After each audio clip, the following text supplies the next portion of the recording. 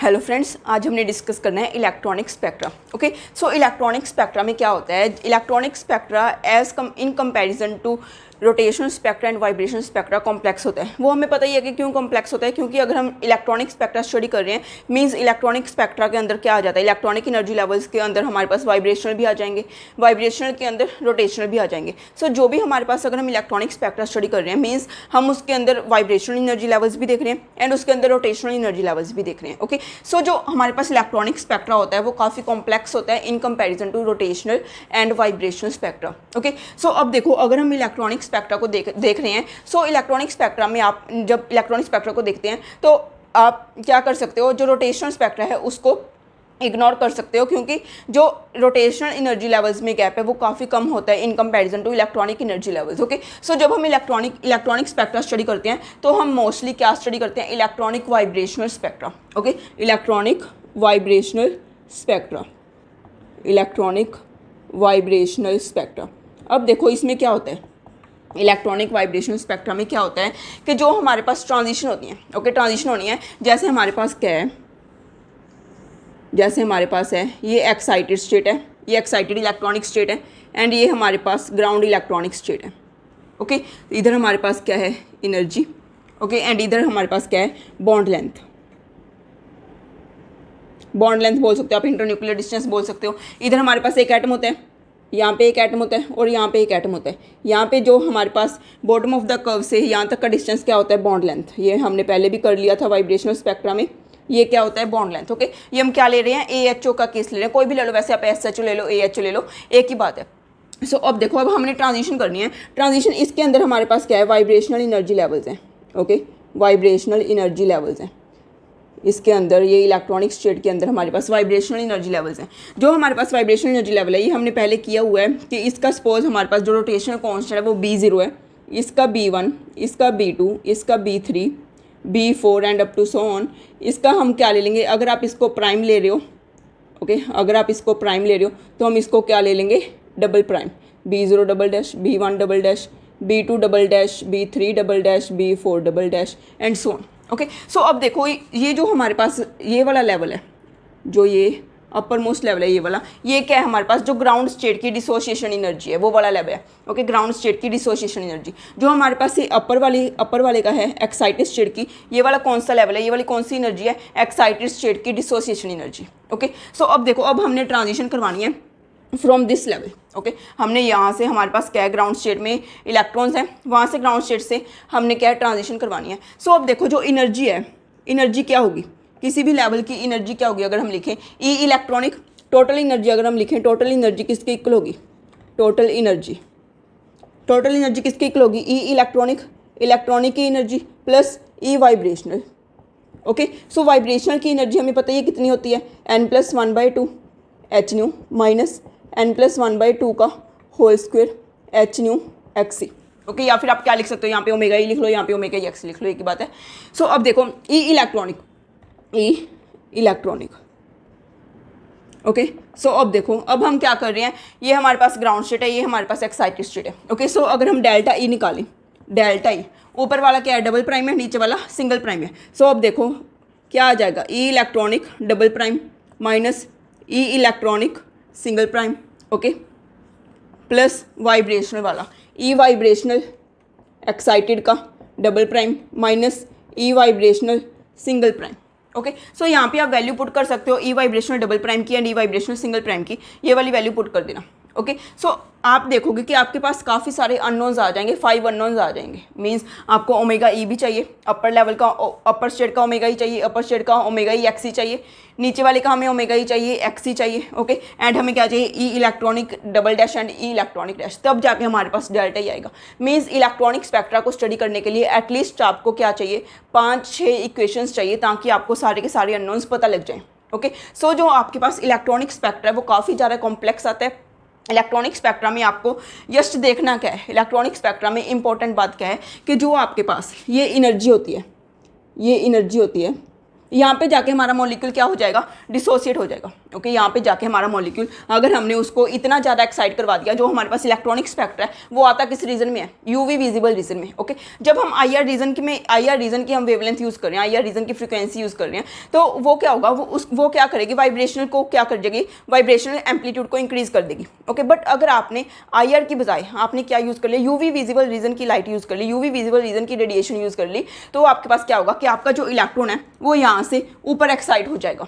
आपका जो इलेक्ट्रॉन है वो यहाँ से जो एक्साइटेड लेवल है वहाँ पे क्या हो जाएगा, एक्साइट हो जाएगा। ओके, सो अब देखो, अब हमारे पास जो इलेक्ट्रॉन है वो ऊपर एक्साइट हो रहा है, यहाँ पे हमारे पास काफ़ी सारी पॉसिबिलिटीज़ बनती हैं, एंड एक रूल आता है जिसको हम बोलते हैं फ्रैंक कॉन्डन प्रिंसिपल। ओके, सो पहले हम देखते हैं फ्रैंक कॉन्डन प्रिंसिपल क्या है। ओके, फ्रैंक कॉन्डन प्रिंसिपल को देखने के लिए हमारे पास जो जो केसेस बनते हैं हम पहले वो देखते हैं। ओके, फिर आपको फ्रैंक कॉन्डन प्रिंसिपल अच्छे से समझ में आ जाएगा। जैसे देखो, आपके पास क्या है, ये हमारे पास ग्राउंड स्टेट एनर्जी लेवल है। ओके, ये ग्राउंड इलेक्ट्रॉनिक स्टेट है। ग्राउंड इलेक्ट्रॉनिक स्टेट के बिल्कुल अगर आपका मॉलिक्यूल वाइब्रेट हो रहा है, ओके, अगर आपका मॉलिक्यूल वाइब्रेट हो रहा है और हमने उससे क्या दे दी, एक यूवी विजिबल रीजन की लाइट दे दी, यूवी विजिबल रेडिएशन दे दी, तो आपका मॉलिक्यूल एक्साइट होते हुए, ओके, वाइब्रेट होते हुए ही क्या हो जाएगा, एक्साइट हो जाएगा। वाइब्रेट होते हुए एक्साइट हो जाएगा मीन्स अगर वो वाइब्रेट हो रहा है तो वो ऑब्वियसली जब वो एक्साइटेड स्टेट में जा रहा है तो जो उसका वाइब्रेशनल एम्पलीट्यूड है वो भी इंक्रीज होगा। ऑब्वियसली जो वाइब्रेशनल एम्पलीट्यूड है वो इंक्रीज होगा। अगर वाइब्रेशनल एम्पलीट्यूड इंक्रीज हो रहा है मीन्स जो उसकी बॉन्ड लेंथ है ऑब्वियसली वो इंक्रीज होगी। अगर आप वैसे ही देखो, अगर आप एक्साइटेड स्टेट में जो इलेक्ट्रॉन है अगर एक्साइटेड स्टेट में जा रहा है, इलेक्ट्रॉन एक्साइटेड स्टेट में जा रहा है मीन्स एंटी बॉन्डिंग में जा रहा है, अगर वो एंटी बॉन्डिंग में जाएगा तो ऑब्वियसली बॉन्ड क्या होगा, वीक होगा। Okay, so bond length increase हो रही है। अगर बॉन्ड लेंथ इंक्रीज होगी तो हम जो एक्साइटेड इलेक्ट्रॉनिक स्टेट बनाएंगे, अगर हम एक्साइटेड इलेक्ट्रॉनिक स्टेट बनाएंगे, जो उसका डिस्टेंस होगा ये इंटरन्यूक्लियर डिस्टेंस। ओके, हम क्या है, एक बार सपोज आपने ये कम शो कर दिया, वैसे ये केस कोई होता नहीं है, कि जो आपके पास इंटरन्यूक्लियर डिस्टेंस है वो कम हो जाए, ये होता नहीं है। बट चलो मान लो कि अगर हो रहा है तो आपके पास यहाँ पे क्या है, वाइब्रेशनल एनर्जी लेवल्स हैं, सिमिलरली ऊपर भी वाइब्रेशनल एनर्जी लेवल्स हैं। सपोज आपके पास ट्रांजिशन हो रही है, V इज इक्वल टू 0 से, ये 0 एनर्जी लेवल है, N इज इक्वल टू 0, तो आपके पास जो ट्रांजिशन होती है ना वो हमेशा वर्टिकल होती है।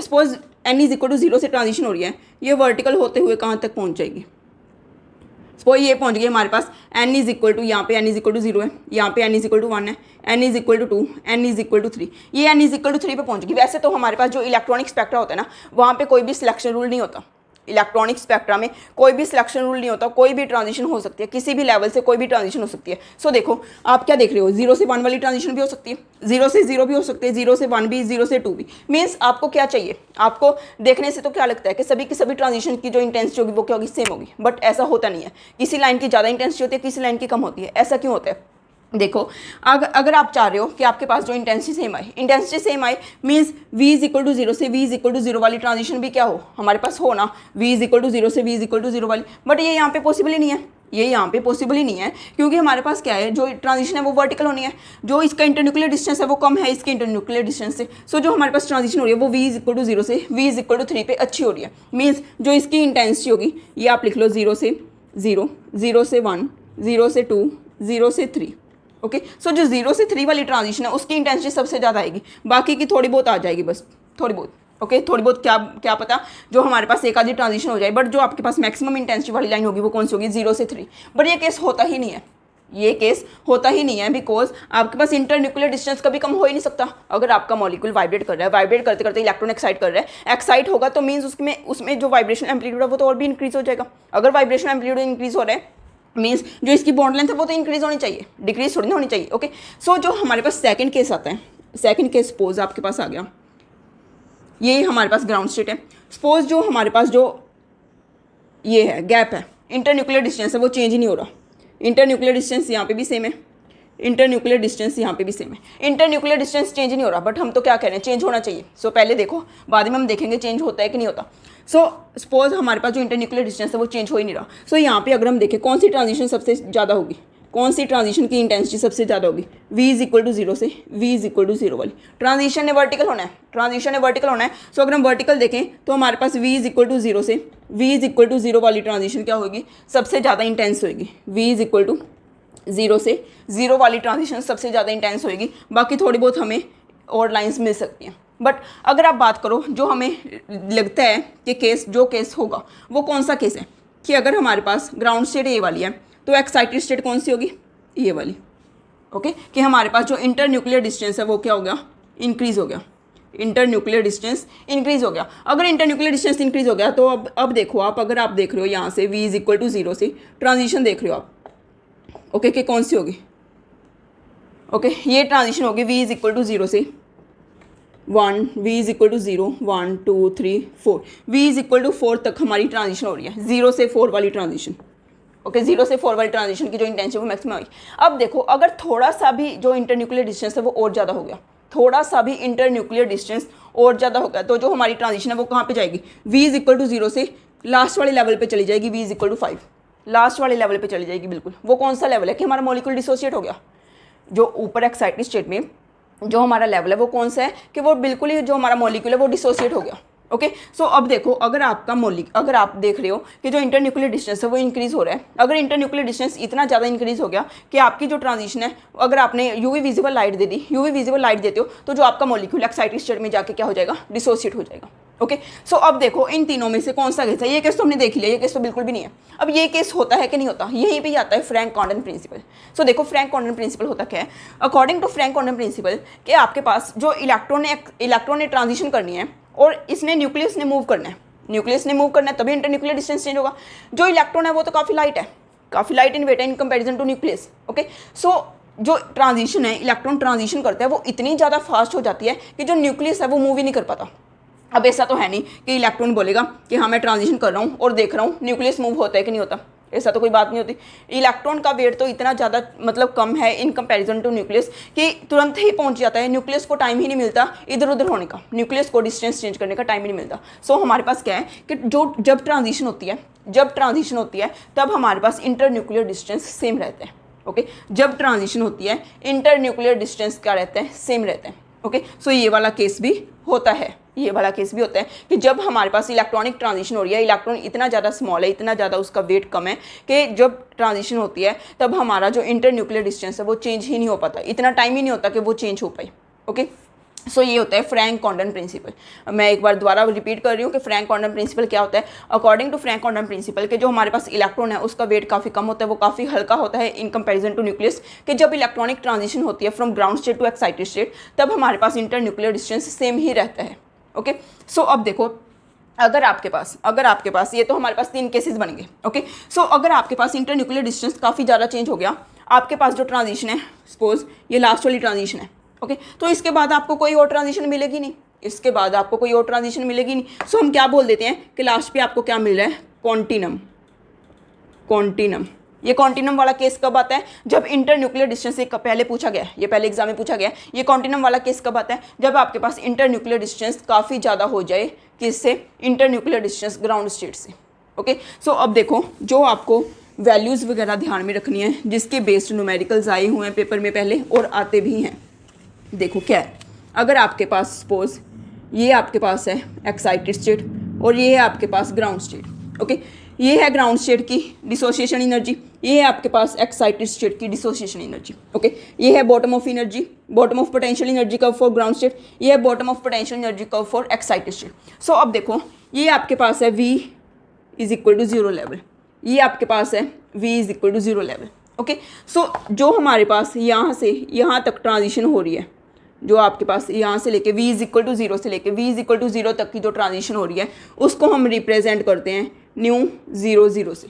ओके, न्यू 0 से रिप्रेजेंट करते हैं v इज इक्वल टू 0 से v इज इक्वल टू 0 की ट्रांजिशन वाली एनर्जी गैप को। ओके, सो ये जो होता है इस गैप को हम बोलते हैं ई एक्साइटेशन,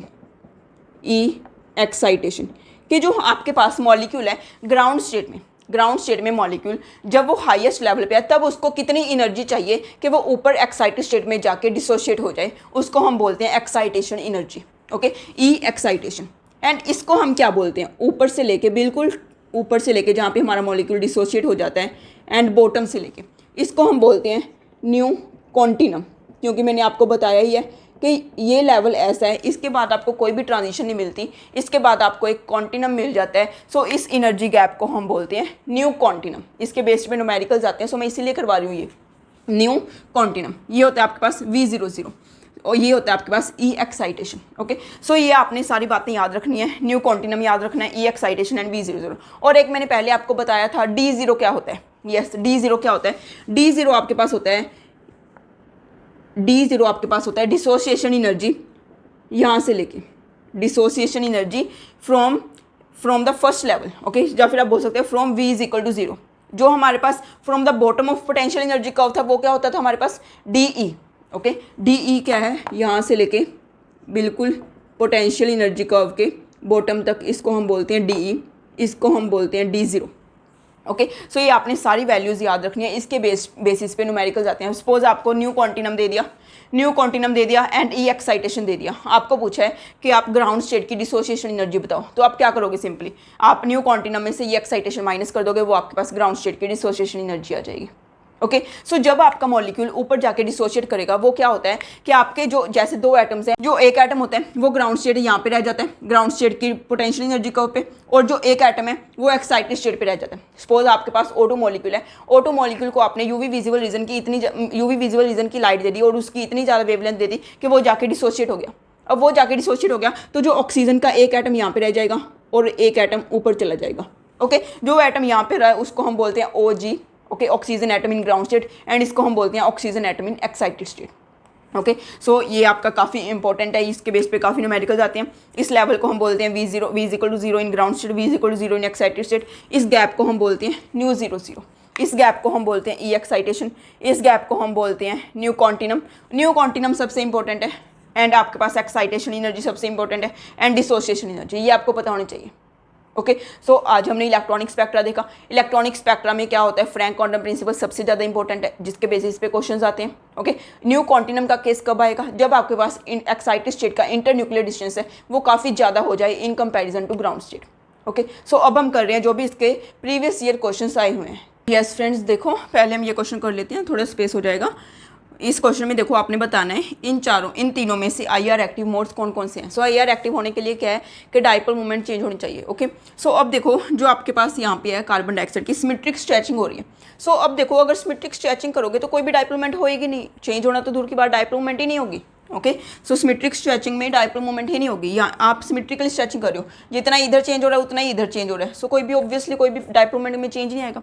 इसमें देखो इसमें क्या हो रहा है कि आपके पास जो असिमेट्रिक स्ट्रेचिंग हो रही है, आप एक ही साइड पे मूव कर रहे हो। इस ऑक्सीजन को भी इधरली साइड स्ट्रेचिंग कर रहे हो, इस ऑक्सीजन को भी इधर वाली साइड स्ट्रेचिंग कर रहे हो। सो जो नेट डाइपोल मोमेंट है उसकी डायरेक्शन इधर हो जाएगी, नेट डाइपोल मोमेंट की डायरेक्शन इधर हो जाएगी। सो मीन्स डाइपोल मोमेंट में चेंज आएगा। सो सेकंड तो है, सेकंड IR एक्टिव है। अगर हम इसकी बात करें थर्ड में आप देखो बेंडिंग हो रही है, मीन्स आप ऑक्सीजन को ऊपर वाली साइड बेंड कर रहे हो, कार्बन को नीचे वाली साइड बेंड कर रहे हो। सो इसमें देखो इसमें भी डाइपोल मोमेंट राइज होगी, क्योंकि दोनों के दोनों ये इलेक्ट्रोनेगेटिव एटम ऊपर की साइड हमारे पास बेंड हो रहे हैं। जैसे हमारे पास कार्बन डाइऑक्साइड ऐसे है, तो आप दोनों के दोनों ऑक्सीजन को ऐसे बेंड कर रहे हो। सो जो नेट डाइपोल मोमेंट है वो ऊपर की तरफ आ जाएगी, जो डाइपोल मोमेंट है वो इस डायरेक्शन में हो जाएगी। ओके, सो मीन ये भी क्या है हमारे पास IR एक्टिव है। अगर आपने रमन देखना हो ना, अगर आपने रमन एक्टिव देखना हो तो आप देखा करो कि सपोज हमने क्या लगाया हुआ है, एक बैलून पे डॉट लगाया हुआ है, एक बैलून पे मार्कर पे डॉट लगा लिया, और अगर हम उस बैलून को खींच रहे हैं और अगर हम उस बैलून को स्ट्रेच कर रहे हैं, स्ट्रेच करने से क्या वो बैलून का कलर लाइट हो रहा है?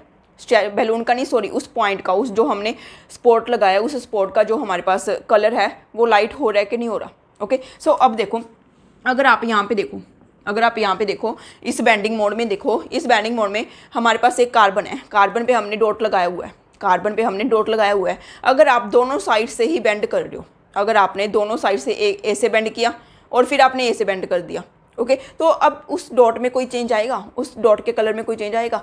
नहीं आएगा, क्योंकि जितना आपने इधर से बेंड किया उतना ही आपने इधर से बेंड कर दिया, सिमेट्रिकल बेंडिंग हो रही है। सो इसमें कोई भी चेंज नहीं आएगा। तो ये क्या हो जाएगा आपके पास? रमन इनएक्टिव। वैसे भी CO2 में तो हमें पता ही है जो IR एक्टिव होगा वो रमन इनएक्टिव ही होगा, बट आपको देखना आना चाहिए कि अगर आपके पास बेंडिंग करने से, स्ट्रेचिंग करने से अगर आपके पास चेंज आ रहा है तो वो तो रमन एक्टिव होगा। अगर कोई भी उसमें कलर में चेंज नहीं आ रहा, स्पॉट के कलर में, तो वो क्या होगा? रमन इनएक्टिव। फॉर एग्जाम्पल हम यहाँ पे देखें, अगर आप यहाँ पे देखो तो आपके पास कलर में कोई चेंज आएगा? जितना आप इस ऑक्सीजन को इधर स्ट्रेच करके कलर लाइट होगा उतना ही आप क्या कर रहे हो, इस ऑक्सीजन को भी इधर स्ट्रेच कर रहे हो, इस ऑक्सीजन को भी इधर स्ट्रेच कर रहे हो, तो जितना कलर लाइट होगा उतना ही कलर इसको स्ट्रेच करने से डार्क हो जाएगा, मीन्स कलर में कोई भी चेंज नहीं आएगा। सो ये भी क्या हो गया, रमन इनएक्टिव। अगर हम इसको देखें, आपने इधर ऑक्सीजन को स्ट्रेच किया, आप क्या कर रहे हो, बैलून कार्बन पे है, दोनों साइड से ऐसे स्ट्रेच कर रहे हो, तो ऑब्वियसली बैलून पे जो कार्बन पे स्पॉट है उसका कलर लाइट हो जाएगा, आपने दोनों तरफ से इसे स्ट्रेच कर दिया। अगर आप इस तरफ स्ट्रेच कर रहे हो तो जितना कलर लाइट हो रहा है, अगर उसी तरफ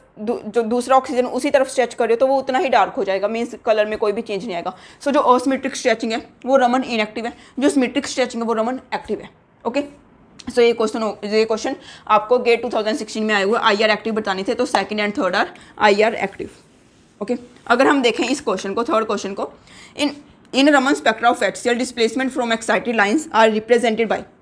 ओके, एक्साइटेड लाइन की आपको ये डेल्टा V की वैल्यू दी है, मीन्स डेल्टा E की वैल्यू दी है, रमन रोटेशनल स्पेक्ट्रा है। Okay, so Raman rotational spectra में हमें पता ही है कि जो डेल्टा E होता है वो किसके इक्वल होते हैं, डेल्टा ई, जब ये क्या है, प्लस माइनस है, प्लस माइनस किसके लिए, strokes and anti strokes, strokes में यहाँ पे प्लस स्ट्रोक्स में माइनस आ जाएगा, एंटी स्ट्रोक्स में प्लस आ जाएगा। सो हम क्या करते हैं, new Rayleigh, okay, plus minus 2b 2j + 3, हम यही करते हैं, plus minus 2b 2j + 3 gap होता है ना रमन रोटेशनल में, 2b 2j + 3 का गैप ही होता है। सो अब देखो, जो हम इसको देखें तो जो हमें डेल्टा V दिया हुआ है, डेल्टा V मतलब हमें ये 2b 2j + 3 दिया हुआ है। ओके, सो हम देखें 62.4 + 41.6j, ये किसके इक्वल है, 2b 2j + 3। अब आप इसको इसकी फॉर्म में लिख लो तो आपके पास क्या आ जाएगा, 4bj + 6b।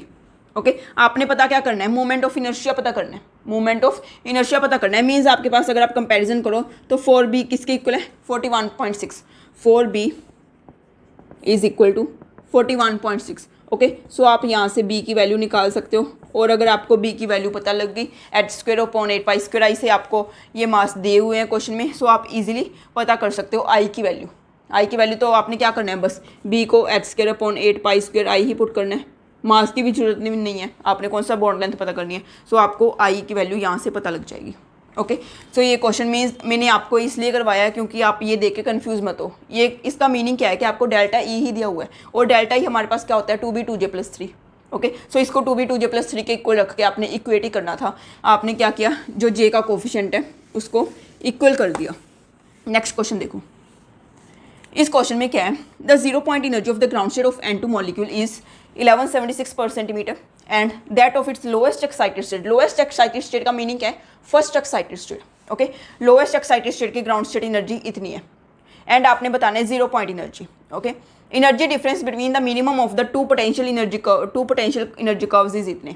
ओके, आपको दिया हुआ है कि जो दोनों का आपका बॉटम है उनमें डिफरेंस कितना है, इतना, आपने न्यू 0 की वैल्यू बतानी है। अब देखो आपको दिया क्या कुछ हुआ है, अगर आप डायग्राम बना लोगे ना तो काफ़ी ईजी हो जाएगा। ओके, सो अब देखो आपको 0 पॉइंट एनर्जी दी हुई है, 0 पॉइंट एनर्जी का मीनिंग क्या होता है, ये वाली V = 0 स्टेट की एनर्जी। ओके, ग्राउंड स्टेट के लिए कितनी है, 1176, एंड इसके लिए कितनी है आपके पास, 727। ओके, अब देखो जो आपको दिया हुआ है energy difference between minimum of two potential energy curves, means इन दोनों का, इसका और इसका, इन दोनों का जो गैप है ये वाला, ये कितना दिया हुआ है आपको, 50206 50206 50206। आपने पता क्या करना है, आपने न्यू 00 पता करना है। न्यू 00 का मीनिंग क्या है, V = 0 से V = 0, ये वाला गैप आपने पता करना है। ओके, सो अब देखो अगर आपने ये वाला गैप पता करना है, ये वाला गैप पता करना है, आपको क्या पता है, आपको इसकी एनर्जी पता है, ये इतनी वैल्यू पता है, ये सारी वैल्यू पता है, एंड आपको इतनी वैल्यू पता है। ये 727 क्या है, यहाँ से लेके यहाँ तक का गैप, 1176 क्या है, यहाँ से लेके यहाँ तक का गैप। ओके, सो अब देखो अगर आपने ये निकालना है, ये क्वेश्चन मार्क निकालना है, सो क्वेश्चन मार्क किसके इक्वल हो जाएगा, क्वेश्चन मार्क किसके इक्वल हो जाएगा, अगर आप इतनी एनर्जी में से ये आपका क्या है, ये आपको दिया हुआ है 50206 50206। ओके, इसमें से आप, ये हमें नहीं चाहिए, 1176 नहीं चाहिए, सो ये हमने माइनस कर दिया। ओके, बट ये हमें चाहिए, ये इतना गैप हमें चाहिए, सो हमने क्या कर दिया, 727 ऐड कर दिया, ये आपके पास आ जाएगा क्वेश्चन मार्क की वैल्यू। ओके मीन्स आपके पास न्यू 0 0 आ जाएगा। मीन्स अगर आपको डायग्राम बनानी आ गई ना, डायग्राम बना के आपको पता लग गया कि क्वेश्चन में दिया क्या हुआ है, तो आप क्वेश्चन आराम से निकाल सकते हो। इसमें है क्या, प्लस माइनस करना है, प्लस माइनस ही तो करना है, बट आपको देखना आना चाहिए कि इन्होंने क्या क्या दिया हुआ है, सो दैट आप लिख सको कि क्या दिया हुआ है एंड क्या निकालना है। ओके सो देखो कितना आसान क्वेश्चन है, एग्जाम में आया हुआ है पहले। अब हम देखते हैं फर्स्ट क्वेश्चन। इसमें देखो क्या है, the absorption spectrum of photo shows a vibrational structure that becomes continuum at 56875। आपको दिया हुआ है कि जो आपका अब्जॉर्प्शन स्पेक्ट्रम है वो इतने पे कॉन्टिनम आता है, इतने पे कॉन्टिनम आता है। मीन्स आपको न्यू कॉन्टिनम की वैल्यू दी हुई है, न्यू कॉन्टिनम की वैल्यू आपको दी हुई है कितनी, 56875 पर centimetre. Okay at continuum, continuum पे जो आपका मॉलिक्यूल है वो डिसोशिएट हो जाता है into 1 ground state atom OG, जिसको हमने OG बोला था, एंड एक एक्साइटेड स्टेट एटम जिसको हमने OE बोला था। Energy difference between OE and OG, OE and OG में आपको एनर्जी डिफरेंस दिया हुआ है। मीन्स आपको क्या दिया हुआ है, ये वाली वैल्यू दी हुई है, ये क्या है OE है, ये OG है, ये क्या होता है हमारे पास E एक्साइटेशन। ओके सो आपके पास E एक्साइटेशन कितना है, E एक्साइटेशन कितना है आपके पास, 15125 पर सेंटीमीटर। ये आपको देखना आना चाहिए, जो मैंने डायग्राम पहले करवाई है ना वो आपके बिल्कुल एकदम माइंड में होनी चाहिए। तो आप ऐसे न्यूमेरिकल तो 1 सेकंड में कर दोगे, प्लस माइनस करना है। अब देखो आपको पता क्या करना है, dissociation energy of ground state, ground state की डिसोसिएशन एनर्जी पता करनी है। ग्राउंड स्टेट की डिसोसिएशन एनर्जी क्या होती है, ये वाली। सो आपको न्यू कॉन्टिनम भी दिए हुए होते हैं। न्यू कॉन्टिनम क्या है, ये वाला। न्यू कॉन्टिनम में से आप क्या करोगे, ई एक्साइटेशन को माइनस कर दोगे, आपके पास क्या आ जाएगा, dissociation energy of ground state. आपने DG निकालना है, means dissociation energy of ground state निकालनी है। वो किसकी इक्वल आ जाएगा, न्यू कॉन्टिनम माइनस ई एक्साइटेशन। ओके न्यू कॉन्टिनम क्या है आपके पास, 56875 माइनस 15125, ये माइनस कर लेना, आपके पास आंसर आ जाएगा। बोलो इसमें कुछ है, बताओ इसमें कुछ है। देखो इतना आसान क्वेश्चन मीन्स आपको बस क्या करना चाहिए, आपको ये डायग्राम आनी चाहिए। डायग्राम में न्यू कॉन्टिनम क्या होता है आपको पता होना चाहिए, ई एक्साइटेशन क्या होती है आपको पता होना चाहिए, डिसोसिएशन एनर्जी क्या होती है आपको पता होनी चाहिए। सो रह क्या गया, बाकी तो प्लस माइनस रह गया। आपको क्वेश्चन पढ़ना आना चाहिए, सबसे पहली बात तो क्वेश्चन ही पढ़ना आना चाहिए, फिर आप ये करोगे। ओके कहीं आपको मीन्स क्वेश्चन की लैंग्वेज ही ना समझ में आए, फिर तो कुछ भी नहीं होगा। सो सबसे पहले आप मैक्सिमम रीडिंग करो अपनी, सो दैट आपको क्वेश्चन समझ में आए। वैसे ऐसी प्रॉब्लम किसी को होती नहीं है, बिकॉज MSc तक आते आते हम इतना तो सीख ही जाते हैं। सो देखो आपको कुछ भी नहीं करना, जितना मैं वीडियोस में करवा रही हूँ मोर देन सफिशिएंट है। ओके आपका नेट का एग्जाम मेरी गारंटी आपका क्लियर होगा, बट प्रोवाइडेड आप मेरे से ज़्यादा मेहनत करो। ओके प्रोवाइडेड आप मेरे से ज़्यादा मेहनत करो, जितनी मैं मेहनत करवा रही हूँ आपको उससे ज़्यादा आप मेहनत करो, तो आपका कोई भी नहीं रोक सकता। टॉप 100 रैंक आएगा अगर आप इतना सिलेबस भी अच्छे से कर लेते हो, top 100 guarantee. Okay so videos को अच्छे से देखो एंड मैक्सिमम शेयर करो। ओके क्योंकि न्यू चैनल है, कईयों को नहीं भी पता, अभी न्यू है, सो अभी किसी को नहीं पता इस चैनल के बारे में। सो मैक्सिमम अपने फ्रेंड्स के साथ शेयर करो, सो दैट सभी बच्चे इसका फ़ायदा उठा सकें। ओके सो अगर आपको ये वीडियो पसंद आया तो प्लीज़ लाइक कीजिए एंड मैक्सिमम शेयर कीजिए। Thank you.